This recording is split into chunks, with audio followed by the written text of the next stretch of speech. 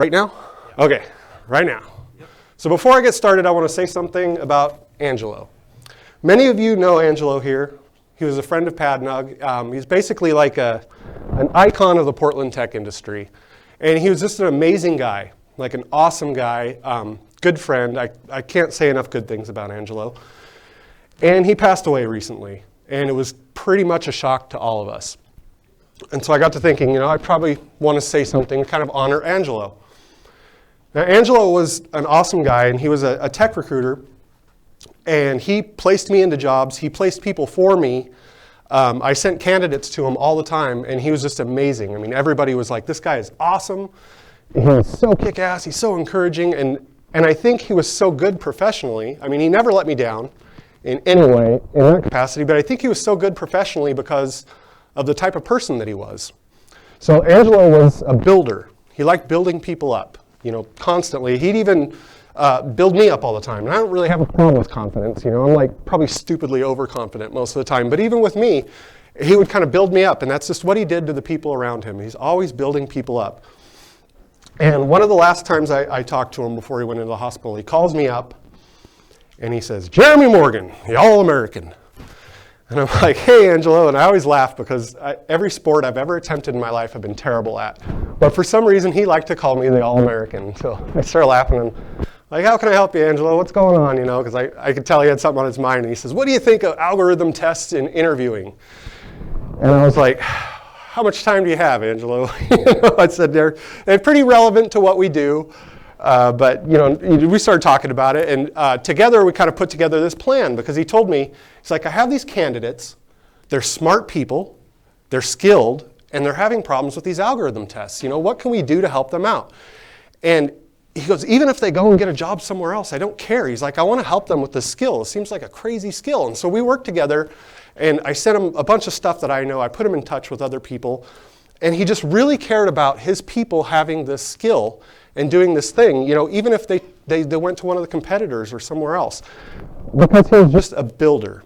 He liked to build people up. So the one way that we can honor Angelo, those of us who are friends with him or anyone, is to be builders.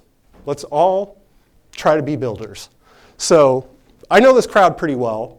I've been coming here for about 10 years, and a lot of you have like decades of experience, right? Kind of the been there, done that, got the t-shirt type of people. We're all a bunch of gray hairs. So when we see new developers struggling, let's build them up. Let's help them out. It's absolutely free to encourage them. And if we get somebody that just breaks the build and blows everything up, let's not throw them under the bus and be like, chastise them. Let's help them build them up. So that's the best way that we can honor him, is we'll be builders like Angelo. So about me. I'm a technologist at Pluralsight. I started out as a contracted author 4 years ago, and then I joined them full-time in June. And so I've been a developer for about 20 years or so, professionally. I've been goofing around since the 90s. And I like to share pretty much everything I do online all the time. I like to teach. I say teaching is my why because I just love teaching. I've got fellow coworkers in the crowd that are probably nodding because that's one of the things I like to do is teach. The first thing I learn something, when I learn it, I'm like, I got to go show somebody and go do something with it. And so I've primarily been in the .NET world for about 10 years or so. You can find my work online. I write a blog. I do a lot of Twitter and YouTube. I'm online all the time spreading stuff. I write for the Pluralsight blog quite a bit, and I do webcasts for them, and I do a little bit of live coding. I just started getting into live coding. And I'm the host of the All Hands on Tech podcast, which my lovely wife came up with our saying, where today's technologists talk about today's leaders talk about tomorrow's technologies. I messed it up. You can find this podcast pretty much anywhere you can find podcasts. And today I just dropped an episode talking with Kelsey Hightower about the future of Kubernetes. So pretty cool stuff. So what's Blazor? Blazor is basically a front-end development framework. So it's a little bit of a hybrid. There's two different models, and I'll talk about that. But it's mostly a front-end development framework as Microsoft defines it. And it's a way to develop client-side UIs with C#, which sounds kind of lofty and crazy, but it's true. C# for the browser. That's the big selling point. A few people that I've talked to are like, well, what's the deal with Blazor? What's the big deal? It's C# for the browser. That's pretty much the big deal out of it. So it's Microsoft's new hotness right now. They're totally crazy about it. They're actually going to be talking about it next week. They're going to do a full day of webcasts and all kinds of crazy stuff. And as you heard, Carl Franklin's going to come down here and talk about Blazor. And it's the new big thing, right? So why do we care? Let's think about the new hotness stuff, because it happens in our industry all the time. You know, there's always this new thing comes up, and then everyone's like, got to do the new thing, forget about the old. Oh my gosh, I can't believe you're still doing that. But what do we look for in these new hotness things to where they become useful? Well, we need some things out of them. We need to be productive, right? So that's pretty much the name of the game. If the new hotness comes out and it makes us more productive, we're able to kick out more tickets or put out more features or fix more bugs, then we're excited about it and we like it. But it has to be supported. That's another thing that we look for with the new hotness. We get a little gun shy after being developers for years and years. You get a little gun shy. You're like, okay, are they really going to back this up? Is it really going to be a thing? Because nothing's worse than building a bunch of tools and libraries and all this stuff and then have whoever's spearheading it just totally cut it off. It's terrible. And you need minimal pain points, of course. If it's annoying to use, no matter how many new bells and whistles and features come out, if it's annoying to use, we're not going to use it. We're going to ditch it. So that kind of violates be productive, number one, when it's annoying. So there's two different hosting models with Blazor. Server side and client side. And you choose that when you start it up. And basically what it comes down to is if you got a bunch of stuff you want to do on a server, you'll do server side. If that's where you want your processing and business logic, that's the way you'll go. If you want to do something client side, like a game or something like that, you'll go with the client side. So remember the old web application model, right? This is how it was when I first started out, and this is how it was for years, where you have an application on the server, and you've got ASP, ASP.NET, PHP, whatever thing running on the server. You hit a URI, it generates some HTML and spins it back, and it kind of goes back and forth in loops over and over. So the old web application model, as we can see here, is we got initial request, sends back HTML, then you get a form post or URI, HTML cycles over and over and over, pages reloading, pages refreshing, all that fun stuff. And so on this side, we have HTML with JavaScript for the most part. And it's dumb JavaScript back then. It was basically things for messing with buttons or putting up modals or something like that. And then on the other side, we have all our other languages. And these two things were completely separate back then. All of the business logic, however, was usually on the server. So if you were developing something 15, 20 years ago, the idea of business logic in the browser was pretty much unheard of as far as this web model. So we all know the disadvantages of the old model. State management was difficult. How many people here have dealt with state with classic ASP? You loved it, right? It was fun, right? It was terrible. Page reloads, like crazy. I mean, that's what it used to be back in the day. It was the browser just reloading like crazy, and then we figured out how we can reload little parts of it, and it was kind of crazy. And all the business logic was on the server, like I said.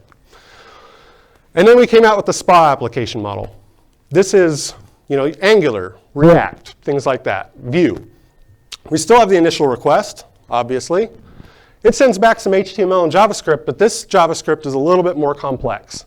This one actually has some application to it. And so now it starts communicating with AJAX and JSON instead of refreshing the page and sending out all those crazy URIs. So now we have client-side business logic, and then we have server-side business logic. And we can split it up, and this is how it's done today. And it's not a bad model, really, but a lot of places will have a ton of server-side logic, and some places will have a ton of client-side. It's kind of mixed up. Right now, there's a pretty thick line between front-end developers and back-end developers. And some of the people pushing Blazor will tell you that those days are over. Now we're just going to have developers, which I think is silly. But what I think is we're going to have more back-end developers able to do front-end things with Blazor. That's what I'm thinking. So I'm going to create some applications here. Some of the requirements we need .NET Core SDK, 3.1 or newer, Windows, Linux, or Mac machine. And then if you want to use Visual Studio with anything Blazor, it has to be Visual Studio 2019. So there are several ways to create new Blazor applications. You can do it with Visual Studio. You can do it with the CLI and Visual Studio Code or Sublime or whatever you want. Or you can just do it with just the CLI, which is what I prefer. But to do all the things that require the Blazor WebAssembly stuff, you got to get the WebAssembly templates because it's still in preview, hasn't been released yet. It's still kind of crazy. So we will quickly create some Blazor stuff.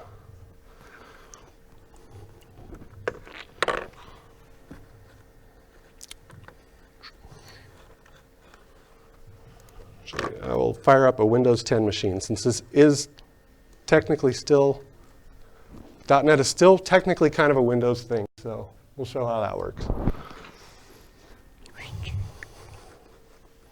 And if anyone in the back, if you're not able to see what I'm typing or see what's going on, let me know and I'll see if I can make it bigger. So while that's loading up, Visual Studio at this point is still great for enterprise applications. So a lot of people say, you know, we're using Visual Studio Code now. We don't even need Visual Studio anymore. It's junk. And especially with .NET Core. With .NET Core, you don't need Visual Studio and things. But Visual Studio is still very good for enterprise development. There's still a lot of debugging and a lot of management type things that you'll need Visual Studio for.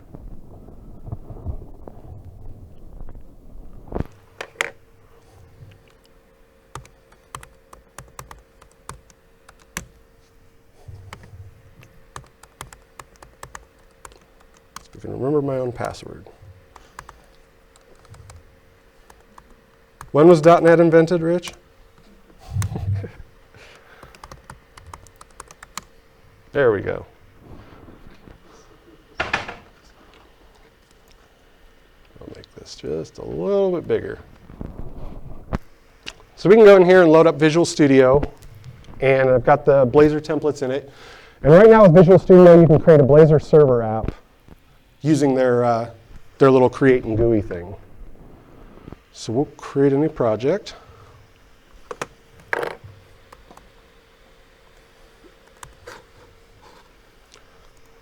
And there's our Blazor app.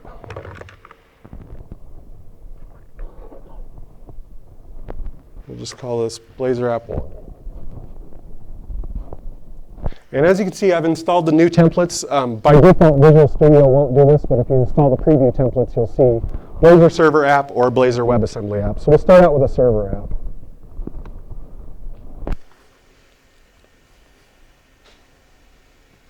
And if you've never created a Blazor app before, you'll find that it looks extremely familiar. It's not really anything new or groundbreaking. It's basically a .NET Core app. I'll probably repeat that 5 or 6 times tonight, but it's a .NET Core app, essentially. So here's our Blazor app. We'll go ahead and press play. And this will spin up, I think I have IIS Express here.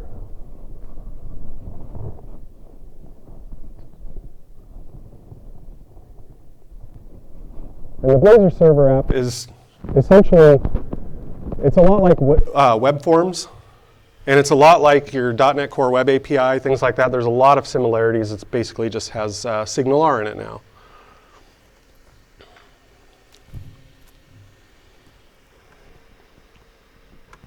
And there's our hello world.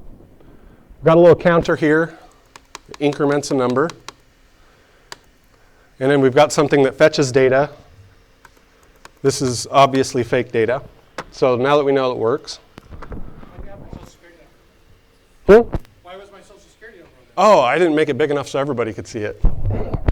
Man. So if we look in here, one of the first things you may notice is there's a program.cs, because this is a .NET Core app. And this basically gets called, I've actually never jumped into program.cs for anything yet with a Blazor app, but This just kind of does a little scaffolding here. It loads up a web builder and you can inject stuff in there, do stuff like that. But startup.cs is where you do most of your configuration because, again, it's a .NET Core app. And in here, we have our configure services that will add Razor pages, server-side Blazor, and then the weather forecast cast service, which was that fake little service that it showed there. And you can go through and there's a .configure, and this is where you put things like, any of your configuration stuff, like if you have different development environments, development settings. Again, just like a .NET Core app. In here, I've got use static files, use routing, things like that. It's pretty straightforward. You do have an app settings JSON. You can set targets in here. You can set log levels, things like that. Well, let's check out a page. We have a shared folder here. And this is our main Razor layout. So this is basically a master page. and in here, this is the main layout that's being loaded. We've got a nav menu here that gets called out. And then the about and body. So this basically looks like a Razor page because it's a Razor page. I know a lot of you have probably done a ton of Razor stuff in the past. And then we have our nav menu Razor. And in here, there's a couple of little on-click things, and we'll talk about that. So let's go into our counter and just kind of take A look at the counter here. Now this counter, we have current count right here.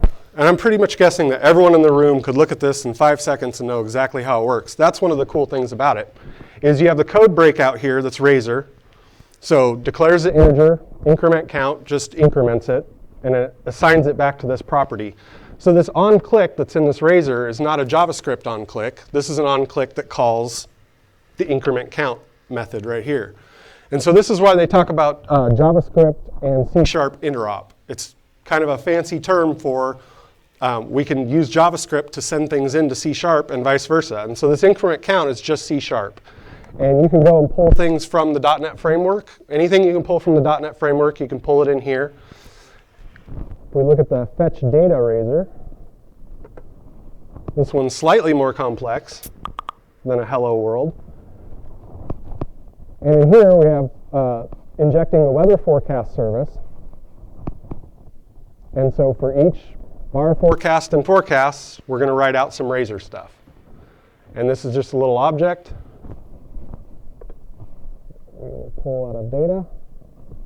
And it's just a C# class.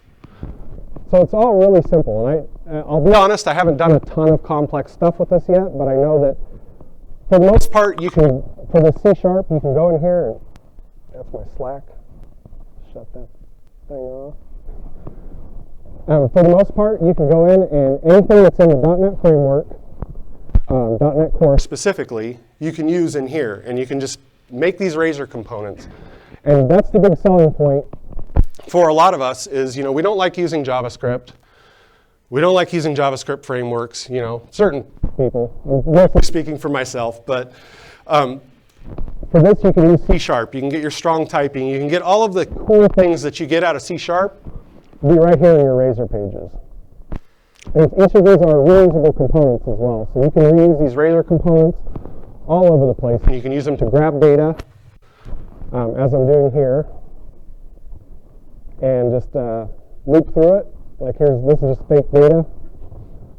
And then you can go into your Razor and loop through it and use it. And it's pretty cool. I've done a couple of calls out to other APIs just to see how fast it is and see how it works. And it works really well and really nice. If you look at this, it's just a single application here. And it has this www root folder because it is essentially a web server. So anything that I deploy this to needs to be run on an ASP.NET Core web server. Needs to be run by a proxy. If you guys have done a lot of .NET Core stuff, you can spin these up with .NET Run, put them behind a proxy like Nginx or something like that, or in IIS, and it requires all of that to run. The client side is a little bit different. Actually, let's create a little projects.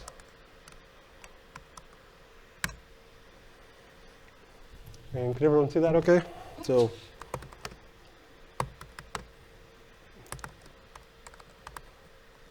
This is the new Blazor WebAssembly template.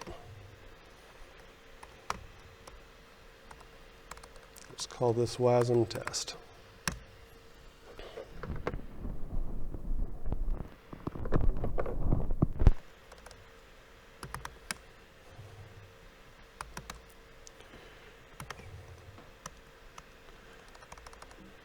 And I must have typed that in wrong.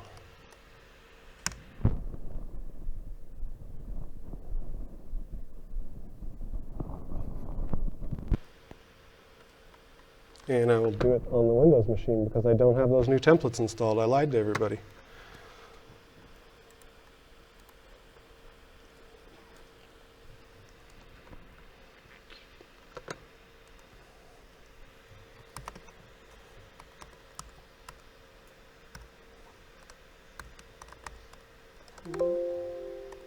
I'm a terrible typist when people are watching too. I apologize in advance. Projects. New. Blazor, WASM. Oh, WASM.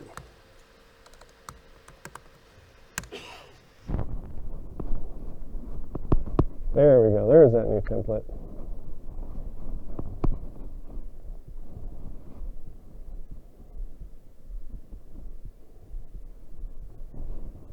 Looks like it wants a .NET restore.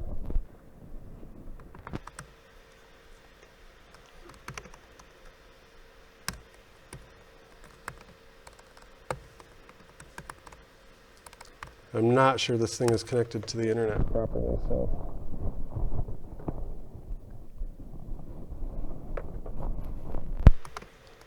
Try.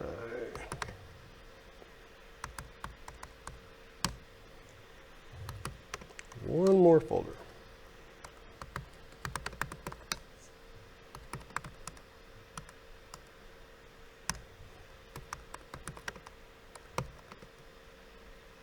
.NET new.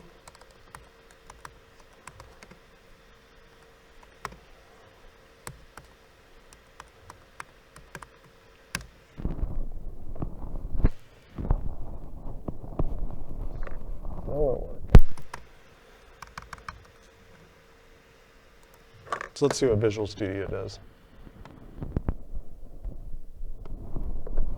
I usually like to do it With the CLI, but something clearly different here.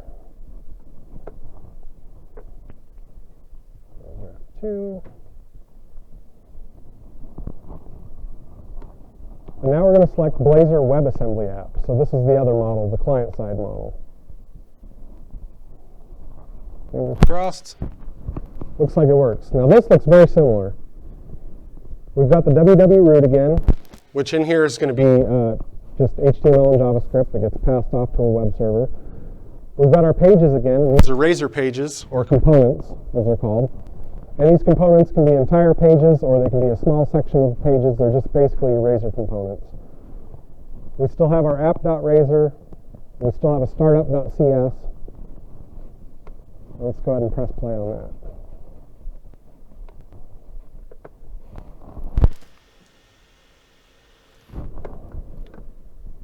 And it looks like it doesn't work. All right, well, I will have a demo that will work. Here, let's get out of Windows real quick.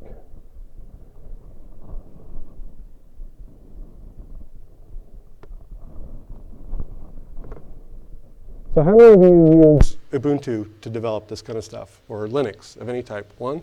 Yeah. several of them? Well, I'm going to show you guys something even cooler. Who's heard of Pop OS? It's pretty cool It's a pretty cool little distribution. distribution. It's just like Ubuntu.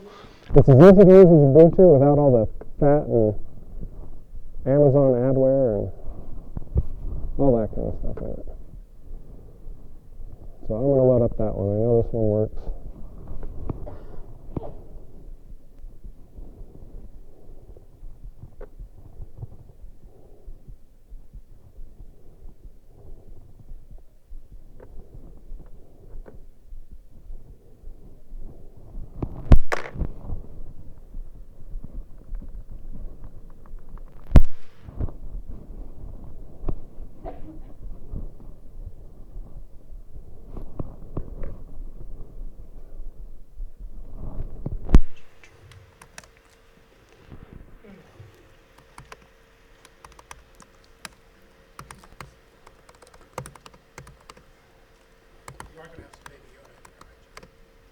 Negative, Ghost Rider. I don't even watch the show, Rich. You gotta call me out like that, man. We'll just call this WASM. Yeah, pretty good. When all else fails, you gotta go to Linux sometimes.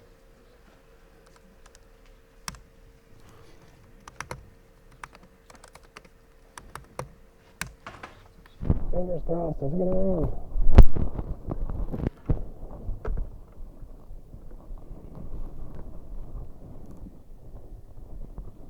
Perfect. So we'll go here, and this will look really familiar. This is the WebAssembly client-side version of it. And so this is the exact same app that we Saw before with the Blazor server. The only difference is this is all just flat HTML, binaries, JavaScript, stuff like that. This can be run off a completely static server, which I think is the coolest part of it. You could push this to like S3, Azure Storage, anything like that. GitHub pages, all that stuff. So that I think is probably one of the coolest things about it. So instead of Visual Studio, we'll look at this one with Visual Studio Code. And it's going to be open folder.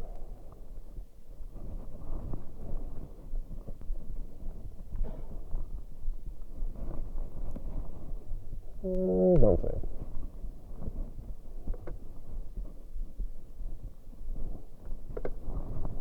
Okay, so here we have, again, our shared pages, master pages, template pages, whatever you want to call them. This is the one page that's loaded up for all of the entire website. And that is called out here in the app Blazor code. So here you can say default layout, type of layout, sets your routing data, things like that. And this is basically just, Razor pages in a .NET Core application. And we'll go ahead and install this so we get a little syntax highlighting.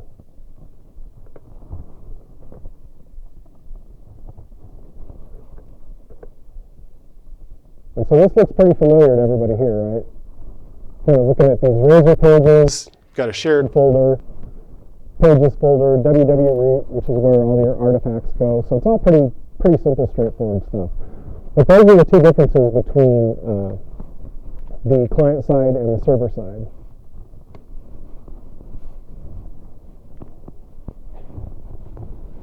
So how Blazor works is basically HTML, CSS, JavaScript, and C#. And it uses Razor components, as we showed in there. So instead of any of the other various ways of doing controls and things like that, the Razor components now. And it's kind of like web forms. That's what this reminds me of, just developing and working with Blazor apps. It reminds me of the old web forms world without a lot of the pain that web forms caused. So the server-side Blazor that I showed earlier, this has .NET Core running on a server, and your Blazor app is running on that server. So do the initial request, HTML and JavaScript come back.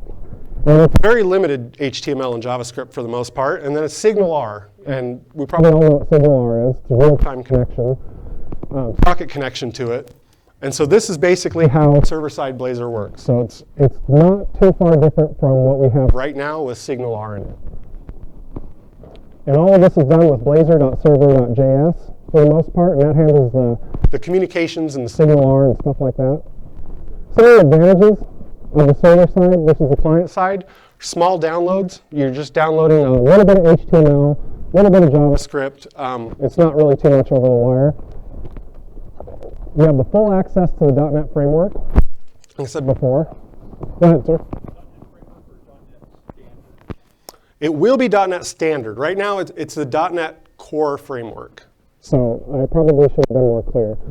And basically, where Microsoft seems to be going right now is they're going to have the .NET framework and .NET Core framework until there's a merge point, and that's going to be .NET Standard for the most part. So at this time, with server-side Blazor, you can access anything that's in the .NET Core framework. You have all your debugging tools that you're used to, that you're using all the time, and WebAssembly is not needed for this, which is pretty cool, and that's kind of important because client-side isn't the same. There's some disadvantages to the server side. You can't go offline. If the browser is disconnected from the server for any reason, it's toast, it's dead. But that pretty much goes for SPA applications and a lot of stuff we work with now anyway. The server bears the load, so if you've got something with a lot of traffic, tons of traffic, the server bears the load for everything.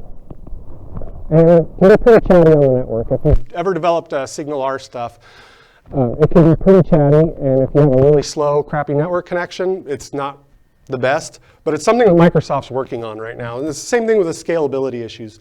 As you scale out build with the Blazor or the Signal R connections, there's been a lot of scalability issues, but Microsoft is addressing it right now, and I think, fingers crossed, they'll come up with some kind of great solution for it. So the client-side Blazor, this is the WebAssembly side.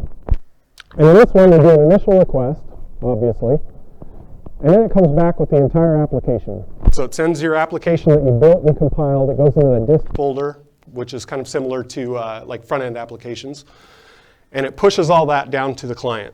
Now at this point, it pushes down HTML, CSS, JavaScript, just like any other web app. But it also pushes a small version of the .NET runtime. And the first thing people are probably thinking right now is, that's got to be huge. And it is. And then it pushes down all your applications and DLLs and things like that. All of these will interact with WebAssembly. And they do that with blazor.webassembly.js. So what's WebAssembly? It's basically a low-level assembly-like language for the browser. And this is something that we've been trying to do for years in development, right? We've done things like CoffeeScript, TypeScript, things like that, where we take this language that's maybe statically typed, maybe it's object-oriented, maybe it's just something kind of better than JavaScript that compiles into JavaScript, and so we're treating JavaScript as kind of a bytecode, right? We don't modify that JavaScript. It's an artifact or an end result. With WebAssembly, and this is not a Microsoft technology, by the way, for those that don't know, but WebAssembly is actual bytecode, so it will be binary bytecode. You can use things like Rust, C#, C++, all of these different things will be the language that you write your things in, and then it compiles into WebAssembly. That's probably one of the coolest things about Blazor, is it's taking advantage of this movement that's outside of Microsoft. This is something people have been trying to do on the web for a long time, and Blazor is kind of Microsoft's entry into that. So with your client-side Blazor application, you've got Razor C# components that we showed earlier, and then you've got your .NET framework. Those are compiled and work together and get pushed into WebAssembly, which interacts directly with the DOM. So it's very fast, and it's near native speeds, according to Microsoft. I have not tested that, and I haven't validated it, so don't quote me on it, but it's supposed to be near native speeds, like an application running on your desktop. So think of it as like an executable even, just spinning down and going into your browser. So if we look at the two hosting models that we've talked about, Blazor WebAssembly, as we've just explained, interacts with the DOM. So you have this WebAssembly stuff that's compiled and it's interacting with the DOM. It's really fast. The Blazor server is just the opposite. So with that, you've basically got your application with your Razor components, your .NET framework, and all of those are communicating through Signal R to the DOM. So there's no more page refreshes or anything like that. It's very quick, very solid. Some of the advantages of WebAssembly are it can run offline, which is great. You can, once you do that first download of all that big stuff, then you can take it offline. And it's all static files. Like I said, no ASP.NET required. If you want to build your app on GitHub Pages, you can do that. There's no plugins required either. So if you're running the latest version of Chrome, Edge, Firefox, you already have the WebAssembly in your browser right now. And it's near native performance is what's claimed. So it's basically running this bytecode, and it's supposed to be super fast. The disadvantage is that huge first download. And I don't know of any way to get around that. But you really are running a miniaturized version of the .NET Core framework in the browser. That gets pulled down the very first time somebody grabs the application. Then they grab all your DLLs and all of that stuff. So it's a huge first download. And older browsers may not support it because it uses WebAssembly. It requires WebAssembly. So if you're building something for some reason that people have old, outdated browsers, probably not going to work. And debugging isn't really here yet. So in the messing around that I did, I was working with Blazor Server. I was able to step through things and use reflection, do all kinds of crazy stuff, no problem. But with WebAssembly, I ran into a few problems that I was like, no idea. Couldn't see much in the console, couldn't see much here. So the debugging is not quite here yet, but it is in preview mode, so that's my last point. It's still in preview. All right, let's see if I can remember what demo. Oh, I know what we're going to do here.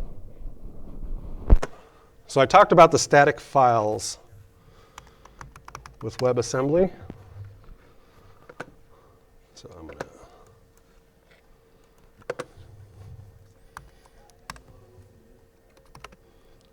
and I do have something cool loaded up here if I can remember where it's at. And I might as well do it in Linux because that's the only one that seems to work right now. Let's see. There's projects.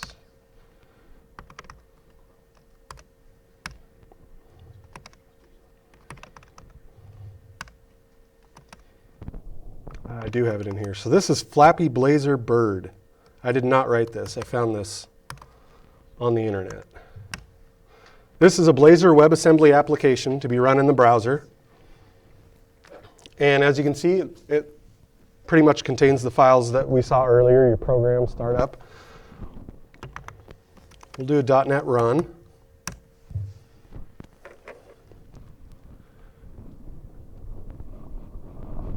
And we'll see what it looks like. Unable to run. What a surprise. There goes our .NET build. Build succeeded, all right. So, we'll do a .NET publish. And this will publish everything in this application into that dist folder that I talked about.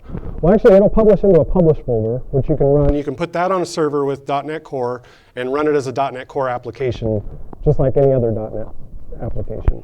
However, There's also the dist folder, which is basically compiled HTML, JavaScript, all your binaries, everything compiled that can be statically hosted anywhere. And that's what we're going to look at.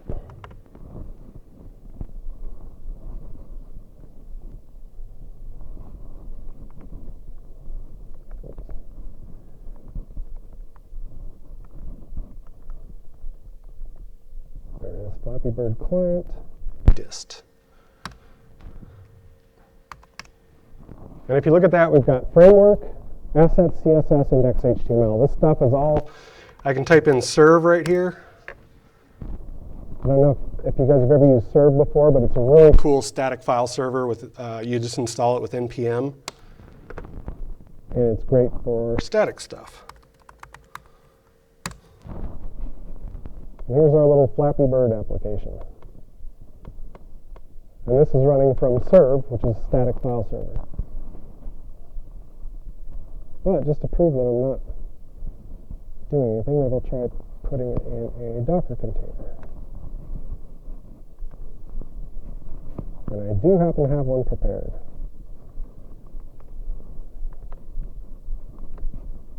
Store.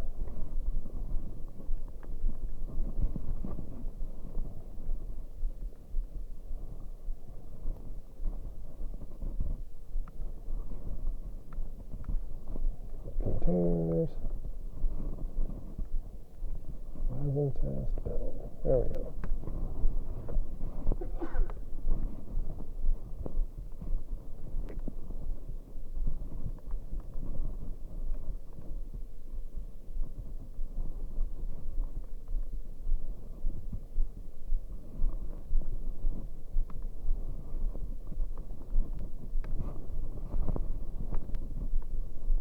And we'll do a little ls in here. And here's what we have on our build folder. Now, this is All of the artifacts that will be pushed in for a client. client-side application. So it's pretty big. It has the framework, all the assets, all that stuff. And then I've got a little Docker File created here. Mostly because I tend to forget the default folder for Nginx. Let's take a look at the Docker. Docker file. And all that does is pulls down an Nginx engine, and it copies everything from the build folder into the user share Nginx folder. So this is just bare Nginx with Nothing done to it at all, totally statically, and it should work. And by the way, if any of you are wondering how to quit Vi, since they make so much jokes about it, escape:*Q. Escape:*Q. Unless you change something, then it's escape:*W. So we're going to build a little Docker file. See if I remember how to do this. T.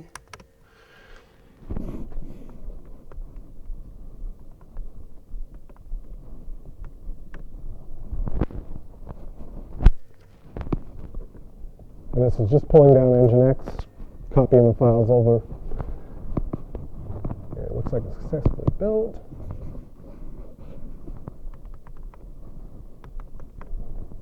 Docker run.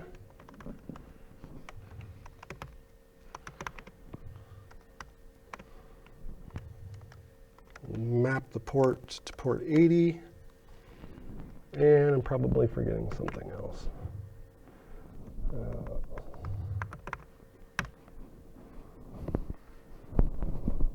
Definitely forgot something else. Which I did take notes because I was wondering if I was going to forget the command. There it is right there. The name is what I forgot.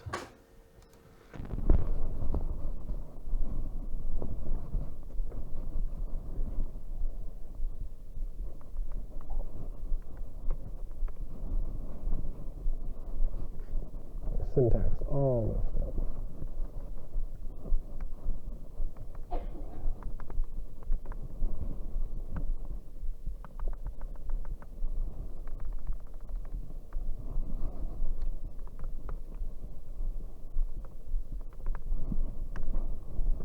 There we go. Now we have a Docker container.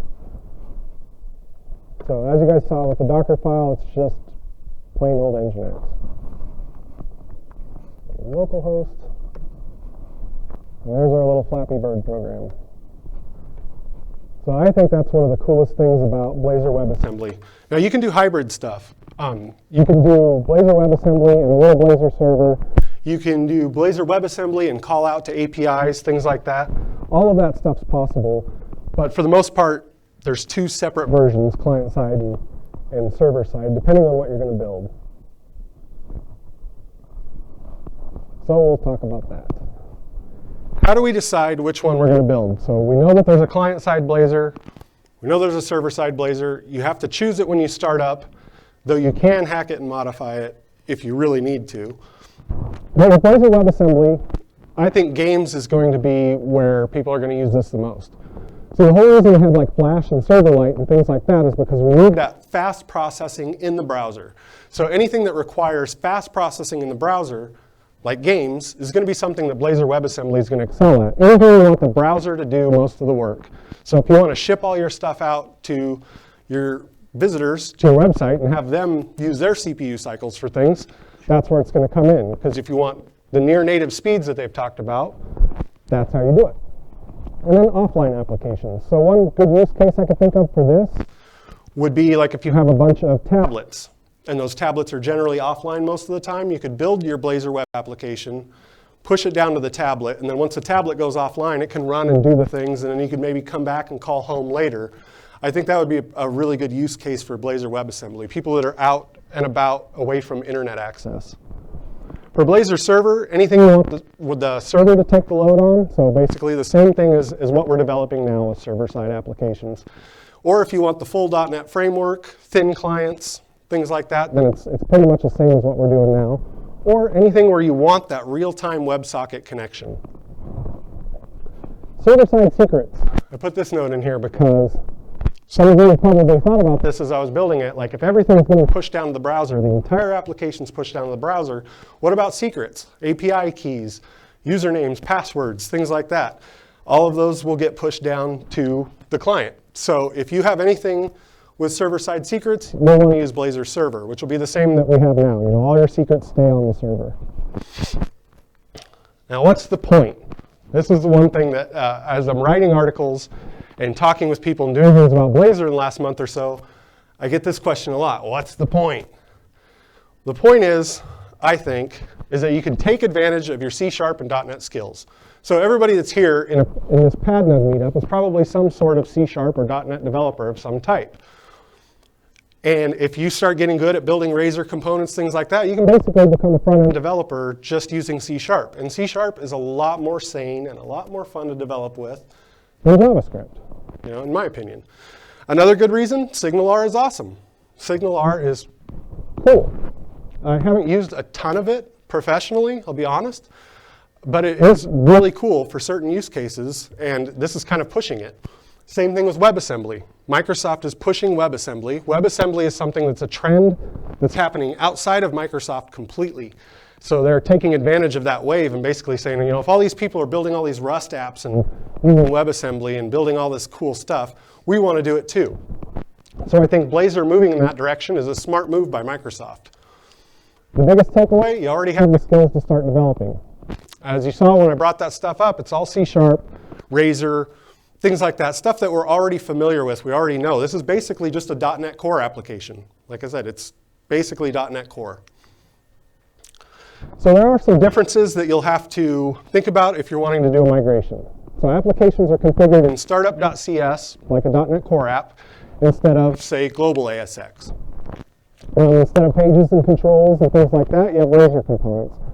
We already have a big community of people out there. Infragistics is one of them. I believe they're a PADNUG sponsor who has a bunch of Razor components out there. There's already companies that are developing and pushing Razor like crazy.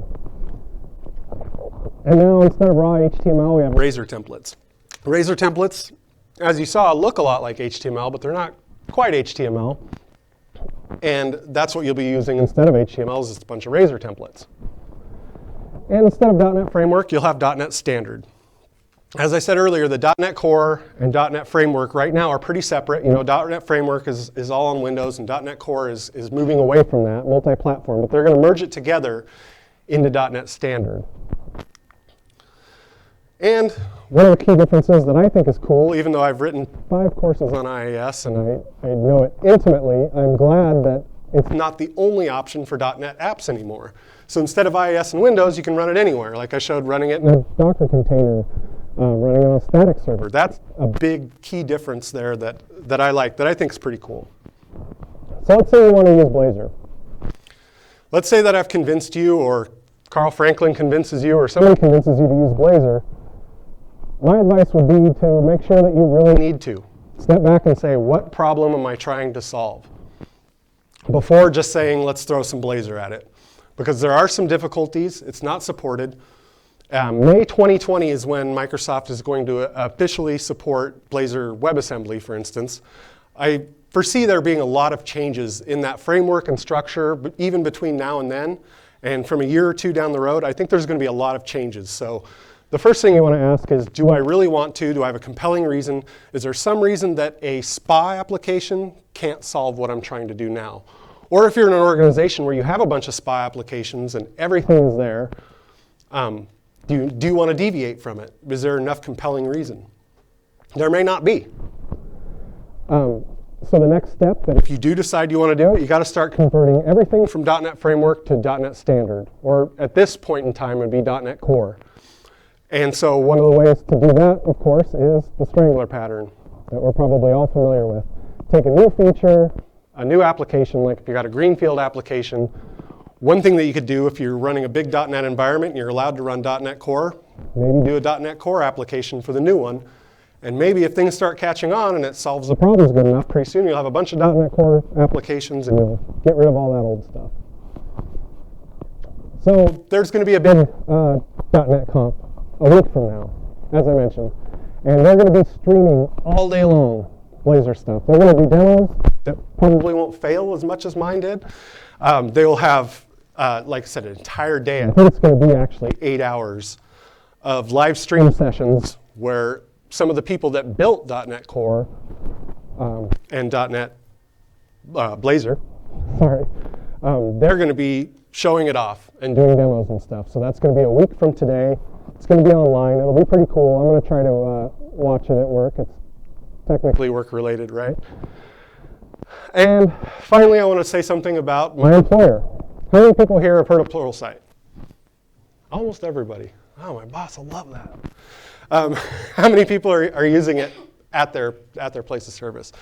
So I started out as a contract author, like I said, and then they reached out to me about a full-time job where I'm not really authoring, doing a bunch of other stuff. But there's been a lot of changes since I started in 2016 as a contract author up until now. There's been a ton of changes. So we've got courses based on everything IT related pretty much, and we're up to 7,000 courses now, which is pretty amazing. Some of the new stuff that we're working on, we've got lots of .NET stuff. Since I saw all the hands, you guys already know, Pluralsight started out as a .NET training company, and they got a hold of some really good people like Scott Allen and people like that that are really good at .NET who have stayed with the company, stayed building it, and they were a .NET company for years. Now they're starting to pull in all this other stuff. But at our core, we have a ton of .NET stuff. We have video courses and projects. So you can actually go through now and build some projects. You can submit the code. People will review the code, give you feedback, things like that. So the projects thing is just taken off. We have partner content with AWS, Azure, and Google Platform, all three of them. So we have partnerships with them. So you can get head-to-toe training in any of those three cloud platforms. We also have Flow. And so Flow is a product from GitPrime, which is a company that we acquired a while ago. And what it does is it attaches to your repository, and it starts pulling data off of it. So whether it's TFS, Git, whatever it is, and it pulls things like you can look for silos. Is one person doing a ton of work? You'll be able to see it on there. What's your velocity like? You can look at your velocity. You can look at strangle points. You can look at all kinds of things with our new Flow product, and it's been pretty cool. It even shows overworked developers. You know, as we're looking through the data, a lot of the test data is done at the company itself, and so you can pull up that data and be like, look at this person that's doing pull requests in the middle of the night, and they're answering all their own pull requests, so something's going on there. And then finally, you have skill IQ and role IQ. And so what that is like if you have a skill, say C#, you can go in there and take a test. It'll tell you how good you are at C# or how not good you are. It will go in and recommend courses based on kind of the weak spots of the skill. And then you can go and take those courses, go back, take the skill IQ again. It'll show you your progress. You went from beginner to intermediate to expert, et cetera. Role IQ is the same thing, except it's a role. So you can be an AWS administrator and go in there, and it will have a batch of skills. You can take each of those tests, I believe, every 30 days now. We've reset it to 30 days. So you can take the test every 30 days and watch and see how your skill progresses. And if you have an enterprise account, you can do that with teams, and you can actually see how your whole team is progressing. So you could say, my entire team went from intermediate to expert in C# in no time flat. So that thing's really cool, and it's got a really big AI engine behind it pushing it. So it's pretty impressive. This is what a sample skill IQ looks like. And this is my skill IQ for Azure DevOps. So if anybody can beat that, I will buy you a beer at Thirsty Lion. So get out your phones. And if anybody here does not have a Pluralsight account and is interested, come and see me afterwards, and I'll give you a code to get in there. And that's it. These are the places you can find me. It's like a NASCAR a little bit. Are there any questions? Sir. So you mentioned the WebAssembly side. If you have secrets and stuff like that, how is that any different than pushing down an Angular SPA, where we also have secrets and stuff, but we don't push them down? We can config or pull them. Well, it's because of the way that the WebAssembly app is built, where I was showing that dist folder, and then I pulled those files into that container. It's basically, if you are publishing to a dist folder, and then you're moving those artifacts out, then those artifacts are going to have the secrets in them. They might be encrypted, they might be buried, but they are going to be in it. However, you don't have to do it that way. I mean, if you decide you do want it on a .NET Core server, then it would be similar to like Angular or something like that, where they're still going to stay on the server and it's only going to push across certain things. But it's not like it just sends open text files down to the browser, but it sends stuff down there that you probably don't want people to have. That makes sense. I don't know which one was first. Thumb wrestle for it. So there's very few applications or data. Yeah. If I'm running this on the client, then what kind of patterns or what things are coming to help in that space? Where, like database, sync that database up to the server, so on and so forth. Well, one thing you can do is you can do an internal database. So You could do something like SQLite. You can have a hosted SQLite database, or you can make calls back and forth to the server. It doesn't have to be isolated. They just kind of want that model of pure isolation so that you can go offline, but it doesn't have to be. You can actually just, About that yet. I mean, they used to have like, server CE or something like that, which had this Yeah. replication technology, which you can pull stuff down. They're not doing that yet. no, they are. yeah, So part of that miniaturized framework that's pushed down, it does have some data components in it. Sync back and forth. Yeah, I mean, you wouldn't be able to use anything like NET framework. I don't believe, don't quote me on that. They may have figured out a way to do that, but I don't think you can use anything like NET framework. But there are some, you can roll your own type of data access, and you can make API calls out of it if you really want to. Stock question, I think, maybe you've heard this question a lot, but once upon a time there was Flash, and there was Silverlight, and then HTML5, and then there's dozens and dozens and dozens of JavaScript libraries, and now this. Yeah. What's your... What's the point? So this, I think, one way that this is different is WebAssembly. So I think that's the key difference, is this is utilizing a lot of that WebAssembly stuff. So it's faster, higher performance without a plugin. But other than that, I think it suffers the same dangers that Flash and Pluralsight, or Flash and Silverlight. See, they rhyme. At least they rhyme. I think it suffers some of the same weaknesses that Flash and Silverlight had. So I think that there are a lot of good solutions out there, like React Native. Since I don't work for Microsoft and I'm not being paid to say Blazor is the greatest thing in the world, React Native actually does this very well, extremely well. So I think the big thing with Blazor is probably just getting C#, .NET type people. React Native? Pardon? Assembly? They do have WebAssembly, yeah, WebAssembly interaction. It's very, very, very new. All of that stuff is pretty new, but. And just quick, is there any website or any app that uses this yet? I do have some demo apps. You can go to my demo app. Okay, let's do it. Oh, commercial one. I couldn't find any commercial production stuff. Everything I found was off of GitHub and things like that, Flappy Bird. But let's check out your app. jessymillerdev.github.io.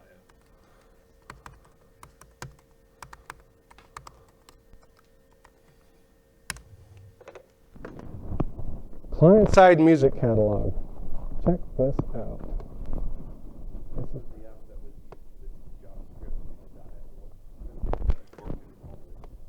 nice.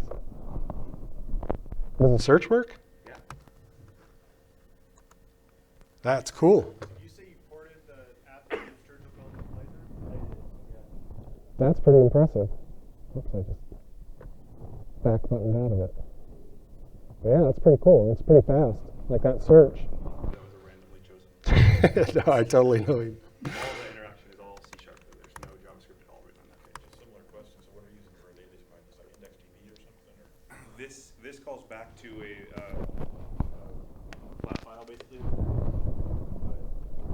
That I probably not put here that calls it into an API.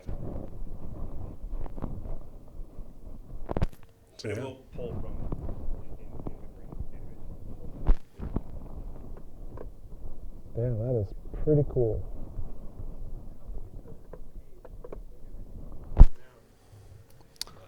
About 2 megs. And most of that is on a runtime, which only gets pulled once. So it gets captured. Yeah.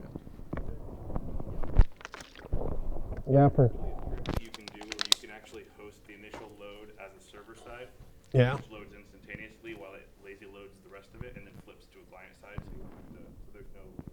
Wow. I did not know that. that's pretty cool. That's awesome. Search over the wire, is it local to the phone? I believe this version is local. That was that's the server. Let's find out. Have an API. Does anyone know? It's Control-Shift-I in Windows, right? To get to the developer. Oh, there it is. Developer tools. actually might be able to see some console logs that I left in there. You have to hit clear, I think, to go back to the full list.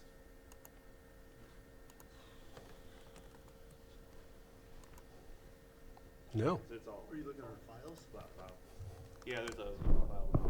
We were trying to see if the search It's going over the wire or if it's. Oh,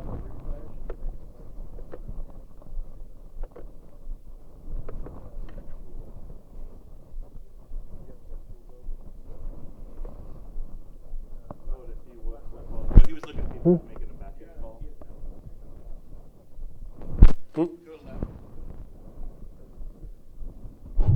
my left. Down. Oh, I see what you mean. Oh, I see what you mean. Okay, thank you, Tom. Then. So now we'll refresh. No, we're just seeing if it goes over the wire to do the search. Yeah, that version. There's a folder of icons.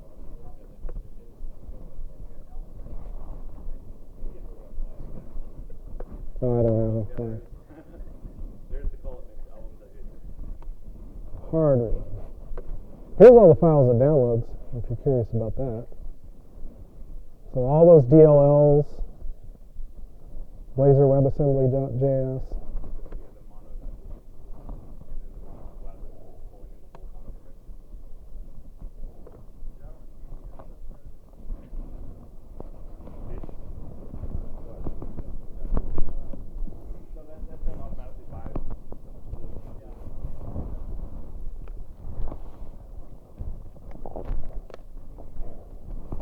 Yeah. I don't see any reason you wouldn't be able to use a CDN and cache a lot of that stuff. Especially like the mono run. Runtime isn't going to change. There's no reason to continually do it. So any other questions? Are Oh, You mentioned Blazor, right? Is it similar to ASP.NET or is it more like React, DOM, native DOM type thing? I mean, you still have to interact with DOM, right? I mean, you still have CSS and stuff you have to deal with? Or? yeah, I mean, you can make a choice whether you want to deal with CSS and things like that, but the Razor will interact with the DOM directly if that's the way you want to choose to do it. And I think a lot of people prefer that when they're Razor developers, which is probably part of the reason they're calling them in is and putting it. Are you dealing with the original, the HTML type DOM, or is there like a search other DOM that you're working with? It's a HTML DOM that you're working with. So it's very similar. Actually, it looks a lot like React in some ways in the way that it works with the DOM. So you're still able to use external JavaScript libraries. Are they like bundled when they're shipped out? I That kind of thing? I don't know the answer to that question. So that question was if you can use other JavaScript libraries, are they bundled and sent down? I believe they are. I mean, I would think if you pulled in something like Angular or React Or whatever, I would assume that they would be built into that dist folder and pushed out. I can't say that for sure, but Tree shaking and yeah, I can't say it would be a clean thing, but I think it could work. I think with something like Vue, I think you could probably build something pretty clean that kind of integrates in there that wouldn't send a bunch more stuff down the wire. But any other questions? All right. Legacy code conversion on all your web pages. Good luck. Conversion for you. Why should we have to convert it by hand? Because we have AI now. We should be able to say. That's an excellent question. And what is the difference to running the old legacy code, 23 versions of JavaScript and JSON, versus bringing it up to date and allowing people to work with one thing instead of 23 things? Well, I think that's, There's not a conversion yet for that web-based page to yeah. define it in .NET, but I'd like to see one. No, I have talked with people that have done pretty extensive .NET Framework to .NET Core conversions, and they're not easy. They're not nearly as easy as people say it is on the internet, but it's possible. And if I understand what you're asking, like, Just the website all the Java stuff that's in your existing web page. Oh, You convert that so that it defines it in C# and says blah, blah, blah. you can. And I think the biggest reason to do that would probably be just skill-based. Like if you have a lot of C# developers who can just jump in there and look at it. C# developers are pretty hard to find. JavaScript developers are even harder to find. So it kind of becomes a talent issue at that point. So that would be a good reason to convert. Like you're saying, to take all your JavaScript stuff and convert it to C# would be because I have 50 C# developers and 2 JavaScript developers, so then it'd be worth it. Just to do it, just to do Blazor or just to do something new, I don't know if the payoff would be that big on it. If it was automatic and you could go like that, Oh yeah, if it was automatic, it'd be an easy decision, but I don't know of any tools like that that exist. to management and say, well, we have 24 languages or we have. Yeah, and that's part of the big selling point, I think, is there's a lot of different languages, a lot of different frameworks, a lot of different libraries, all of this stuff in front end. We're just going to try to do one silver bullet to do them all. And so the skeptic in me thinks, well, that's a great idea, but probably in real life, not going to be as easy as it sounds to just say, we're going to, we have an Angular app, we have a React app, and now we're going to move it all into Blazor. And Right now you have to do it all by hand. You have to yeah, define the C# element. yeah. As far as I know, there are no tools that do anything like that. That's something that I would see, I think all of us could pretty much predict in the next 5 years or so. We're going to see a lot more of those code conversion type tools that are powered by AI. I think that'll be one of the big developments that comes out of AI is there's going to be more code generation. And a lot of the stuff that people are talking about already is no code, and using AI to basically write code for us and put us all out of a job. We'll see how that goes. I hope not. Somebody's got to run those machines. Yeah. Somebody's got to train the AI. Somebody's got to review it, validate it. So maybe that's what we're all doing in 10 years, right? All right, so you got some prizes? All right, thanks again. No problem.